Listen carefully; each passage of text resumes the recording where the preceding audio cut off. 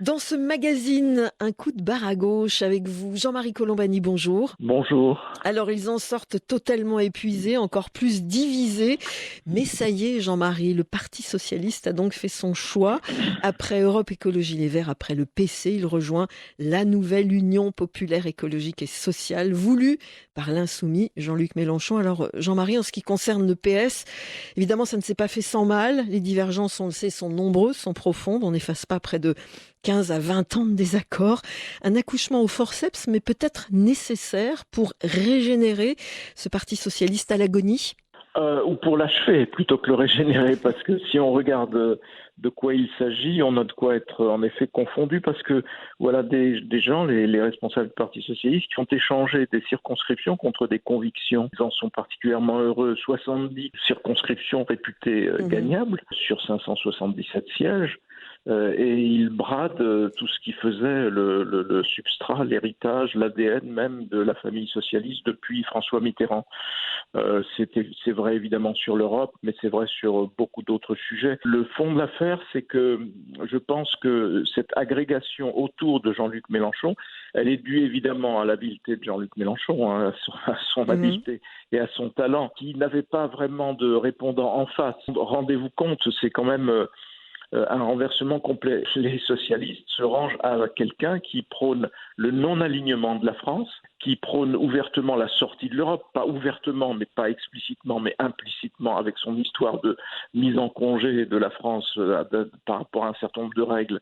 Or, tout le programme de Jean-Luc Mélenchon conduit à des infractions vis-à-vis de l'Union européenne et donc à la sortie. Et donc, je pense que c'est d'une certaine façon l'acte de décès, en effet, du Parti socialiste. Donc un acte de décès du côté des socialistes, on va dire des éléphants, hein, on reprend beaucoup ce terme.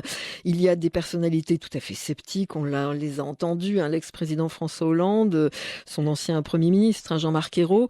Bernard Cazeneuve, lui, a carrément claqué la porte. Même chose pour Stéphane Le Foll. Je vais reprendre cette phrase d'un député socialiste qui dit « La France insoumise, ce n'est pas la force centrale de la gauche, elle est temporairement dominante, c'est un moment à passer. » Comme si on faisait le dos rond et qu'après ça allait peut-être Oui, mieux. c'est encore moins glorieux que tout ce que l'on peut imaginer. C'est vraiment une démarche absurde, quoi. Je veux dire, tout le monde s'est calé sur l'application aux circonscriptions des résultats de la présidentielle. Voilà, Jean-Luc Mélenchon, 22%, c'est considérable. Groupons-nous autour de lui et nous allons. Ils oublient simplement qu'il y a 5 ans, Jean-Luc Mélenchon qui frôlait les 20%.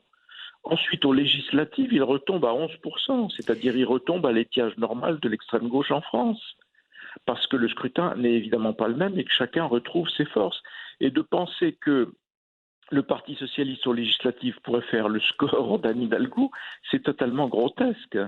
Vous voyez, donc c'est cette transposition-là est fausse, mais évidemment, c'était le point d'appui principal de Jean-Luc Mélenchon pour faire plier les autres partis qui se regroupent autour de lui. Allez, un petit coup d'œil du côté de la majorité présidentielle, elle aussi en ordre de marche, hein, pour ce deuxième mandat de Emmanuel Macron. La République en marche qui devient donc Renaissance, hein, c'est le nouveau nom du parti. Là aussi, on ripolline, pour reprendre un terme qu'aime bien Emmanuel Macron.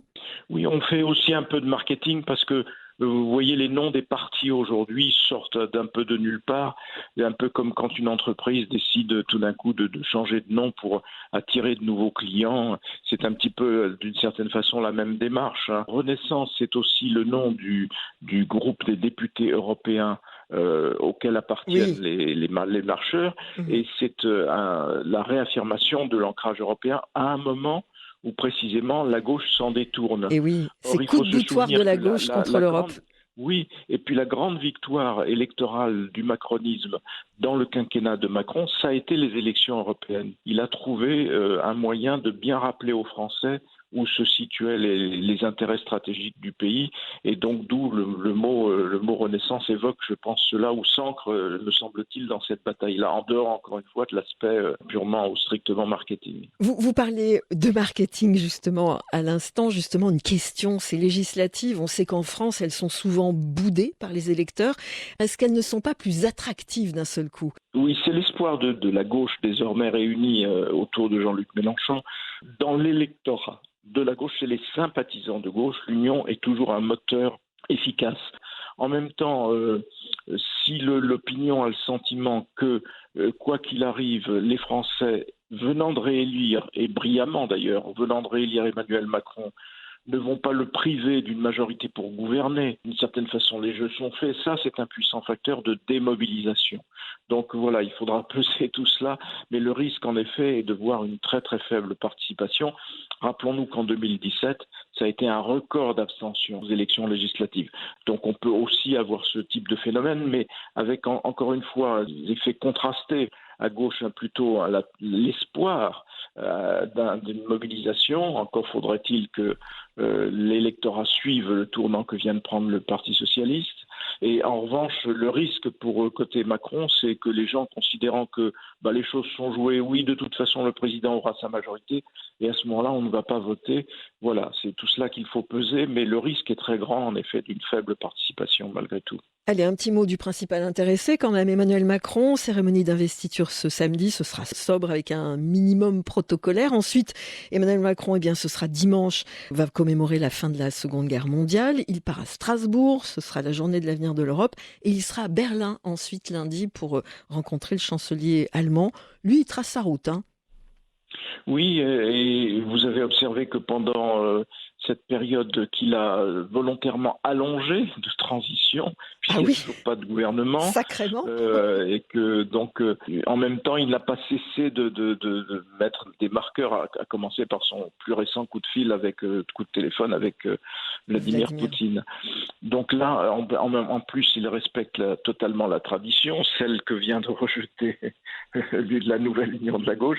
C'est-à-dire sa première visite est pour Berlin, évidemment, pour le Europe. chancelier allemand, et pour bien marquer que... Mais en même temps, on se demande si un certain nombre de responsables politiques se tiennent vraiment au courant de l'actualité, parce que la guerre est là. On nous parle en Russie de Troisième Guerre mondiale. Les bombes continuent d'écraser certaines zones de l'Ukraine. La tension monte. Donc il y a un besoin d'Europe plus que jamais. Il y a un besoin d'OTAN plus que jamais. Donc c'est tout cela qu'au fond, par ses gestes et par tout ce qu'il va accomplir dans les 48 heures qui vont suivre sa renomination, Emmanuel Macron veut rappeler aux Français. Merci Jean-Marie, excellent week-end. Merci à vous. Merci vous aussi. Bon week-end et bon travail.